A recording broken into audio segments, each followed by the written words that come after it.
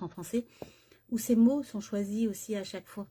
Et il y a très peu de romans comme ça, oui, parce que c'est un roman. Alors on dit thriller psychologique, pour moi c'est un roman, c'est une vie entière, et bien sûr psychologique, parce que tu entres vraiment dans la tête de Sarah.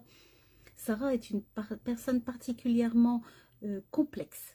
Elle est compliquée à comprendre. C'est pour ça que je vous dis que la lecture ne peut pas convenir à tout le monde. Il faut vraiment te mettre à la place de Sarah pour pouvoir comprendre ce qui se passe à l'intérieur de son cerveau, à l'intérieur de son cœur, à l'intérieur de ses membres en fait. C'est quelque chose de lire ce livre. C'est pas quelque chose qu'on a l'habitude de lire, soyons clairs. Si vous vous attendez à une romance, non, c'est pas une romance, c'est pas quelque chose que tu peux lire en très vite, en 2 secondes.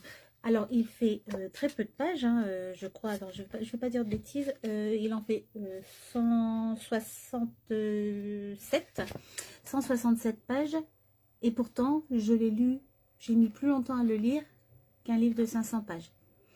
Pourquoi? Parce que vraiment, il faut t'imprégner il faut que tu sois immergé dans la lecture, pour bien ressentir les émotions de Sarah. Et je te jure, elles sont tellement complexes et en même temps, tu les prends en pleine face, quoi, tu vois. Et chaque mot utilisé à sa place, vraiment.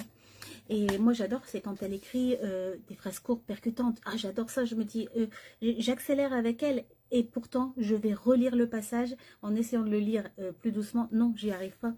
Et il y a des moments où tu te laisses vraiment embarquer par la poésie, par cette façon magnifique d'écrire en fait. Donc je ne peux que vous conseiller ces 2 livres-là. Donc je vous en dis pas trop parce que là-dedans il se passe quand même des choses. Alors trigger warning, ce qu'il faut le dire maintenant dans chaque vidéo, il n'y en a pas vraiment, sauf si tu es sensible. Si tu es sensible aux émotions, oui, c'est pas facile parce qu'il y a des petits passages qui sont un peu durs quand même. Mais en vrai, si tu as l'habitude de lire des romans où on fait appel à ton cœur, tout simplement, tu peux le lire sans problème. Donc le tome 1, c'est Si tu existes, je te trouverai, donc l'histoire de Tiny J.